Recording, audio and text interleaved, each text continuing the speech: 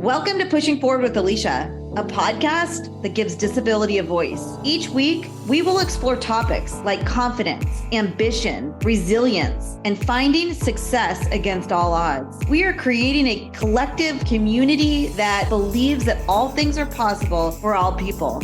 Open hearts, clear paths, let's go. Welcome back to Pushing Forward with Alycia. I'm Alycia. I'm so excited about today's episode. Not only is this episode about sliding into DMs, creating new friends, opening up new conversations, and learning about new people, but we've got a twin vibe today. And you, as a Pushing Forward community, know that I love a twin vibe. We have twinsies in the house today. I am so excited about this. Our paths crossed when I saw these two beauties at a event for disabled. I've been wanting to go to one of these events, so I was following and saw the twins, definitely had some FOMO, and then started diving into Instagram. Emmy and I had a little chat back and forth, and I invited her onto the show, and her sister Wesley is here. So we've got Emmy and Wesley Sanders. I don't know anything about them other than what I have been stealing off of the internet and off of social media, other than these two look like they are amazing humans, strong women, fashion forward completely. And I'm just really excited to hear your story. Thank you so much for coming on to the show. Welcome, twinsies, to the show. Thank you so much for having us. This is so much fun. I'm so excited. I think to start, if it's okay with you, I want you both to introduce yourselves a little bit. Maybe we can hear a little bit of your backstory, share a little bit about your disability, whatever you're comfortable with, and just give us a little beautiful painted twinsy mural of your life. Okay, so my name is technically Mary Elizabeth Sanders, but I go by M.E. as I was telling Alycia, straight business. I was born with Pfeiffer Syndrome, which is a craniofacial condition. It's premature fusion of your skull, and this will affect other limitations. Some people with Pfeiffer Syndrome might have fused elbows. They might have some limitations with your body. So maybe your neck is fused. Maybe your legs are limited. They might not be fused. But I also think mostly it's that because we have Pfeiffer syndrome, our skulls didn't naturally grow when our mom was pregnant. So that means we had to have plastic surgery growing up so our brain could grow because our skulls can't naturally grow. And then we do have fused elbows, like Wesley said, which I think a lot of people don't understand the magnitude of elbows. You have to put your hair up. I can't do that, so my hair is always down. Or I'll put up her hair. I can bend my elbows a little bit, but not as much as she. I can. Yeah, that's right. You can't bend them, but I can bend a little bit. I think that's another thing. I really have been trying to find doctors that will help with fusion of elbows. Wow. So you're telling me that you've had to have multiple cranial surgeries as your brain was growing. That is incredible, number one. And part of your disability shows up with fusions in joints. Mm-hmm. Yeah. I actually have fusions in my knees as well. So I can relate to that a little bit. Wow, that's incredible. And I could see maybe a benefit of having a twin if your elbows don't bend typically. They bend in your own beautiful way. You got a twin to help you do your hair. Actually, I did her makeup today. I did her hair today. I'm the stylist, if you will. She's the unpaid stylist. Yeah, exactly. The behind the scenes. Yeah, and then I'll help her with certain things, put on a necklace. Sometimes these are typical things people can't do. I think it's heightened because we can't bend. And then I had scoliosis, so I have 2 rods in my back. I think that definitely heightens it. How common is Pfeiffer syndrome? It is 1 in 100,000, I believe the number is, or maybe 1 in 150,000. It's not common, but it's not never. And you two are But it is extremely uncommon to have twins, much less twins with unaffected parents. And my parents are both not affected. Oh, wow. So is it genetic? It is a genetic, yeah. So I have an identical twin. She does not have a disability. I find it interesting that you two, and I guess it makes sense because you're identical twins, one egg split into two, that you both have the same disability. And you can correct me if I'm wrong. I'm just totally spitballing right now. From a disability standpoint, that seems like such a incredible lived experience that your bestie is navigating a similar life path. Can you share maybe one of the highlight moments about that? And maybe one of the things that has surprised you the most with sharing that same lived experience? For me personally, if we go to a sleepover or something like that, I went to my cousin's house in London and I automatically have a routine to help Wesley in different ways. And I said to Wesley, I said, "Do you want me to help you?" He said, "I'll help you get dressed." She didn't realize my cousin was there, and my cousin was like, "Help me get dressed." Because she thought I was making a joke, but really, this is my everyday reality. Is that I help Wesley put on clothes and take off clothes. Realistically, it is nice for us to not feel embarrassed to ask for help because we are both going through it.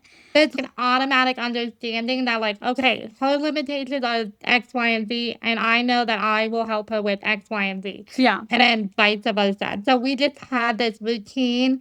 You know what's cool about that? Is I have the same thing with my sister, disability or not. He knows what I need help with as the disabled twin, and she'll just jump in and do it, which is amazing. And you just use the word help. Helper is what she really was when we were growing up. But there's also things that I help her with, even though she doesn't have a disability. And it's very automatic as well. That's just the twin connection. No, I totally agree. My limitations are definitely more severe than her limitations, but I would say with what we help with, it's very equalized. If she wants me to make a phone call, I will make a phone call. She's businessy and I start giggling, I need her to do it. It depends on the circumstance, but I feel like we definitely equalize in the health department. And that might be a twin thing, that might be a sister thing, that might just be a connection thing. I don't know. We're definitely on some level codependent on each other. Oh, the codependence on my end too is intense, honest. When we get together, we're wanting to get back in the womb. Do you wanna go snuggle? Yeah, no, totally. Yeah, do you want to just lay together? I think also when Wesley was in the hospital this past summer, I didn't realize how much I need her or she does for me until she was in the hospital. I was like, "You gotta be kidding me." I needed her help on something. I think it was just an email that you wanted me to look over. Yeah. I have no problem looking at an email. She'll just want somebody to review it, and I know what kind of style she wants or what language she's trying to put out. I was like, "Yeah, she gotta get up. She gotta get well." Can we talk about that a little bit? You mentioned a couple things in the beginning of this, a good amount of medical challenges throughout life. I have too. I think that just comes with having a congenital disability and navigating it. From your perspective of overcoming those challenges together, you mentioned one of us waiting for the other one to get out of the hospital. I know for me and my twin, that's always the toughest part, the twin that's waiting for the other one to get better. I think it's sometimes easier to go through the medical stuff than be the one that's worrying about when is she going to get home? Is everything going to be okay? Can you talk about that a little bit? Okay, I always say being the patient is so much easier than being the person that's witnessing it. Yeah, witnessing it. Because watching somebody go through it is so much harder, in my opinion. Maybe that's on some level because I know what it's like. It's just so much easier to go through it yourself rather than watch somebody else. I agree, because I think looking at you struggling makes me sad. Especially if there's nothing you can do to alleviate or create a solution to make this better. With yourself, you feel, oh, I know I can do this and that. Sometimes you can make it better, but when it's somebody else, there's really nothing you can do other than be supportive on some level. Yeah, no, I agree. I also think I would handle certain things a certain way. As far as when you're in the hospital, I think you are present, I guess you could say. Your personality. Yeah, yeah, and viewing it as just a waiting game, as you said. Yeah, it's pretty intense, honestly. Yeah. Because for myself and my sister, it's typically me going through it and her being the one that's waiting. That's just an interesting dynamic that you two have each other to support that back and forth. Talk about your parents a little bit, especially when you were little and going through a ton of surgeries collectively, individually. Talk about that and your parents a little bit. Okay, yeah. So my mom actually grew up Christian Scientist. I don't know if you know what that is, but that is a religion that doesn't believe in medical intervention, which is fascinating. Plot twist. I don't know if it's a plot twist. And who is that celebrity that believes in that? I think it's Ellen DeGeneres. Maybe. I don't know. There's somebody out there that believes in it. So anyway, I say that to say when Emmy and I were born, she didn't even know she was having twins, much less twins with Pfeiffer Syndrome. So that was shocking. And it was pretty apparent that something was severely amiss, that there was something wrong, like something is not quite right. And her mom, whenever we were born, was like, I hope you're not getting them surgeries. And my mom was like, I think they're going to need some surgeries. It's honestly comical on my end, just to know that's part of our story. And then my dad, he grew up in a small town in South Carolina. Everybody knew him, and so he had almost like a celebrity factor to him. With Emmy and I growing up, we had that benefit in that regard that his family is known. I don't think we were ever bullied or anything. Yeah, we were accepted more easily, and I think that might have to do with the fact that who our family was. But I also think we not thought to have a personality. We had personality, but thought to have a normal life. Yeah, a normal life. Yeah. And I think that was part of our parents doing as well. Yeah. Parents are so powerful in that. Yeah, I agree. I don't mean to keep comparing my story. No, I'm interested. My parents didn't know they were having twins. They did not know that I was going to be born with a disability either. Believable. That is in both of our paths. I'm much older, I'm sure. So that's wild that your mom didn't know. It's also interesting that in your mom's religion, they don't believe in medical intervention. But then you said your dad's a farmer. That's amazing. Okay, friends, let's take a quick pause because this next moment deserves for us to break out a little sparkle. On Saturday, February 28th, Pride Industries lights up Roseville with their Diamonds of Impact 60th Anniversary Gala, honoring Tony Coelho, father of the ADA. They'll have a live auction plus amazing music, art by disabled artists, and I'm absolutely thrilled because I am the MC for the night. Head to prideindustries.com for tickets and sponsorship opportunities. Look forward to seeing you there. Okay, you two are born. They're like, you absolutely need medical intervention. All of that starts. I would assume in the beginning, all of that was happening collectively, like you were both having surgeries at the same time, or did your parents have to manage who went in? How did they do that? So it was back to back. Growing up, we went to MUSC, which is in Charleston, but they didn't really have a big children's hospital, so we went to Miami. We both went to John Hopkins. Wasn't it John Hopkins? Oh, yeah. Basically, there's a lot of different hospitals we've been to. Yeah. But we would do it back to back. Wesley's older than me by 20 minutes, so doctors would always have Wesley go first, and then I would go after, which was honestly a little terrifying, to be honest. You rather be doing the surgery or having the surgery than being the witness, because I would witness what I'm about to face. You're experiencing the pain. You're experiencing the pain twice. You're watching it and then you're experiencing I'm like, oh great, this is my future. Wow. It used to be back to back, and then our surgery, I think, got longer and stuff. I don't know if they got longer, they just became different. I think that's what it is. For example, Emmy's eyelid, there was always a problem with her eyelid. So she always had another surgery with her eyelid. Or me, I would always have another QRE decompression. They can never get that stabilized. We started having some differences. That's true. We had different surgeries as we got older. Same, but different. Yeah. My sister and I still look very much alike, but we look less alike. I get that, yeah. And then something that you said was really interesting too was you were never bullied. And maybe it was because your dad was a famous farmer, or maybe it was because of your awesome personalities. I wasn't ever bullied either. Well, okay. I was when I was really young. A kid used to call me Gorilla Arms. I talked about my TEDx talk. Other than that, I didn't have a lot of bullying, but I think it's because I had a twin sister who was always my friend.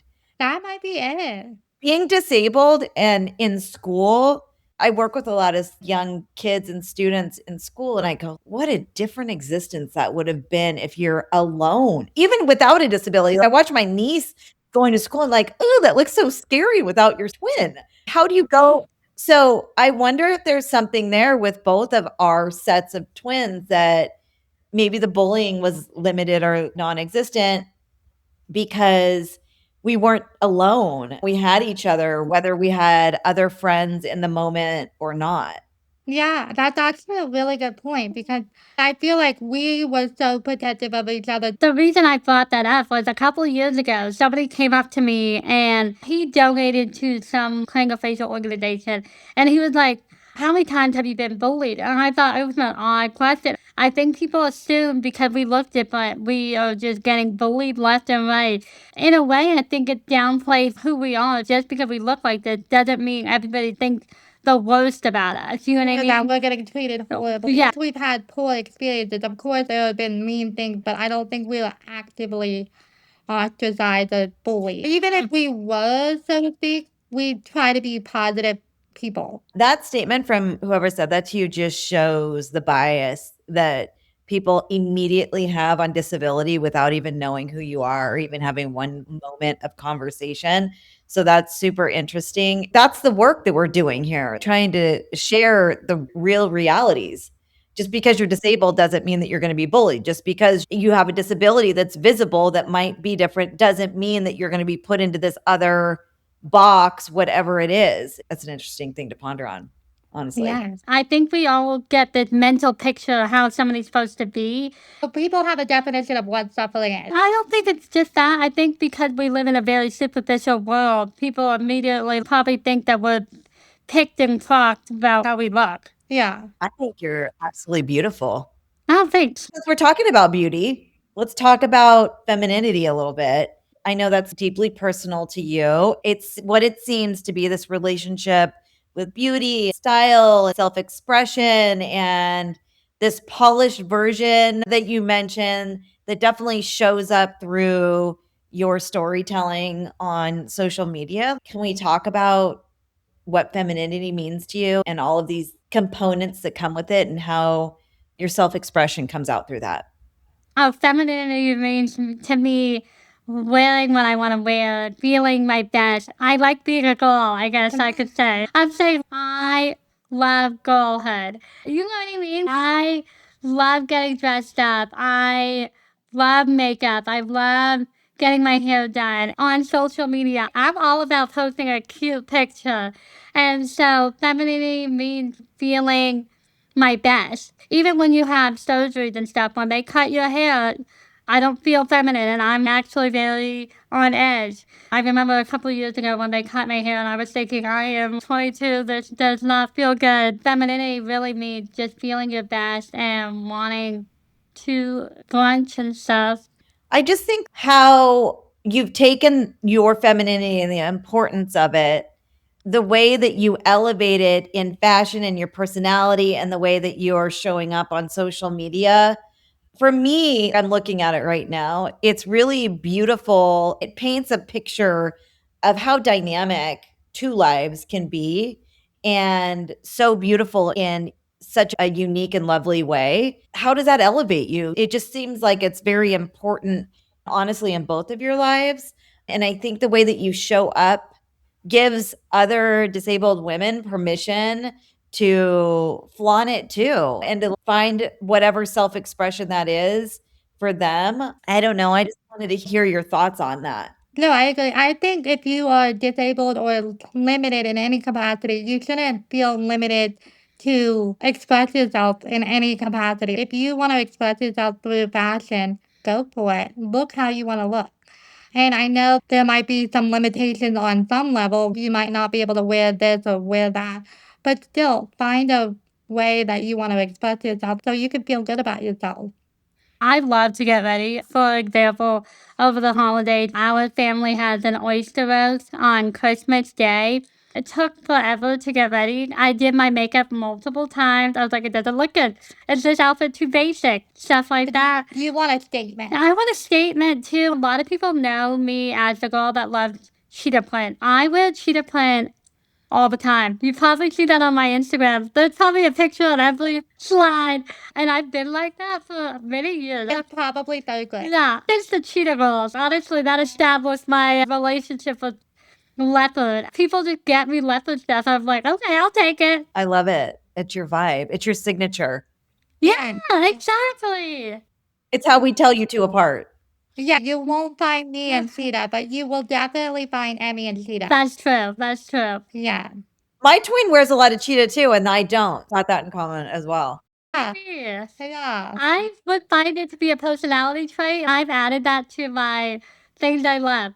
Cheetah. If there was one thing that you wanted the world to know about disability and the lived experience, what would that be? Just because you have this condition or disability, you don't need your life to be limited. Maybe you have limitations, but you don't need it to be limited. And I say that in the sense of, yes, Wesley helps me all the time, and I help her in different ways, but we find a way to make it work. And I also think self expression, I find a lot of joy in being, as I said, a girl, womanhood. It was funny because I had this conversation with, I feel like it was a craniofacial individual, and she was talking about how she was married and had kids, and I always felt like I couldn't have that because, oh, people are superficial or whatever. I think it means that you can't look at your life and think, oh, you can't have certain things because you look like this or you have this disability, because everybody deserves to feel like they have any opportunity given to them. And there's somebody out there for everybody. I used to feel like that too. And I think oftentimes it's more us needing to get out of our own way and believe that we deserve those things too and that we can accomplish them. So I love that you just mentioned that. I think that's going to help a lot of our community, honestly. That's beautiful. Thank you. Okay, Wesley. Piggyback on what Emmy said, but having a disability does not mean you should be limiting yourself in any capacity. Your life will be altered. Yes, your life might look differently, but if you have desires in life, explore them and try to accomplish them. Your disability might have taken some things from you, if you will, but that doesn't mean they take your life. You need to have ownership of your life and explore any and all opportunities. Present itself. Yeah. I love it. We're going to leave all your social media and information in the show notes so everybody can start to follow you, connect with you, make friends, and all of the things. We wrap this show up with a pushing forward moment. Did we forget anything before? Is there anything else that we want to share? I think we got it. Okay. I love you too. So we end the show with a pushing forward moment. This is just a little mantra, a quote, a little motivation that you live by. Is there something that each of you or collectively together can share with our community to send them off for a good day today? In 5th grade, Emmy and I did a dance recital. What was that song? I hope you dance. I hope you dance. I think that's applicable for any scenario in life. Regardless of what life throws at you, I hope you dance. Just whatever it is, have fun. Life is already hard enough. Yeah, life is already hard enough. So find joy wherever it is, and I hope you dance. Yeah. I think that's why I love TikTok, to be honest, because I will literally say anything. I want people to feel like they have the resources to be themselves. At first on social media, not to get off topic, but I would be like, oh my God, I mean, I can't talk about this because that's so embarrassing or whatever. Then I realized this is my life. I can't let other people control me on how I feel or what my life is because this is my reality. And I feel like whatever your reality is, you just need to own it. I know people will love you for who you are. Own it. If they don't, that's not on you. Yeah. Beautiful. Thank you so much for coming on this show. What an amazing conversation. And I'm really looking forward to growing our friendship. Next time, we're going to do a twin episode with all 4 of us. Thank you so much. It was so great to meet you too. Thank you to our community. We've got another great episode for 2026. I love it. Thank you for showing up. Please share, subscribe, review, all of the things for this podcast to help us keep growing. This has been Pushing Forward with Alycia, Emmy, and Wesley. And that is literally how we roll on this podcast. We will see you next week.